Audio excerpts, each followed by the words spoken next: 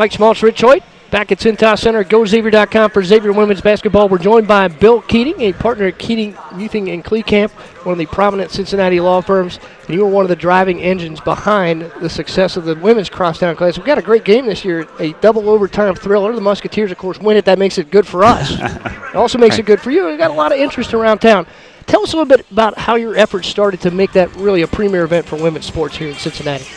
You know, what we're trying to do is we're trying to highlight the success of women's sports. It's really a great game. You come, you watch the fundamentals, you win. I started, before we did the first year, I started coming to the games and watching. There are a lot of fathers there with their daughters who are teaching them how to play basketball because you can learn from the girls' game. And we wanted to highlight it and sell out the crowd because one of the things we realized is sort of if you build it, they will come. And if we could get the fans to show up at the games, the sponsors would come. You know, the first year, Fifth Third Bank said, we'll do this because it's the right thing to do. And then they realized that 70% of their employees are women and 65% of their customers are women. So our goal is to build the fan base and then get the sponsors that come to help support this future women's sports with around the community. Talk about some of those corporate partners. Total Quality Logistics was involved this year. And, of course, Kendall on the Kendall Cup that's to the sponsor name for the trophy. Right. TQL has been great since the beginning. In the past 3 years, they've been sponsoring a uniform raffle. We've outfitted 20 grade school teams with uniforms. You know, each team got 15 sets of uniforms. Also, the proceeds from the game, we were able to start a interseeded girls basketball league through the Friars Club. That's where it worked out really well. Fifth Third Bank's been a great supporter. Cintas, Macy's, Keating Jr. and Clecamp. It's just been Modern Ice. It's just been a great base of sponsors who believe in women's sports that are helping us grow it. And talk about how you've been able to involve some of the former players from both sides. You have autograph sessions with the current players from volleyball and soccer and some of the other sports that are at both universities. Right. We want the grade school girls to come over and realize that people appreciate sports, women's sports, and the players are there to sign autographs so we can plant to see what the girls, that they chase their dreams, they can accomplish anything in life. The other thing we've done with the game is we went back 3 years ago and gave varsity letters to all the women athletes at XU and UC that earned them but never got them as prior to Title IX. And we had a banquet for 500 women and gave them it was just really a special night. And we're still finding people we missed. So if there are people out there who didn't get their varsity letters, we want them to come back and we'll give them the letters. Rich and I would take one, but I don't believe we qualify. I don't know if you earned them. We'll take it. I got one of these. Does that count? Put that up there? That'll work real well. Mr. Keating, if you could talk a little bit about what you envision for the future of that game and other ideas that you might have to grow not just the Classic but women's athletics as a whole in our city. You know, what we really like to do is maybe create a bigger series.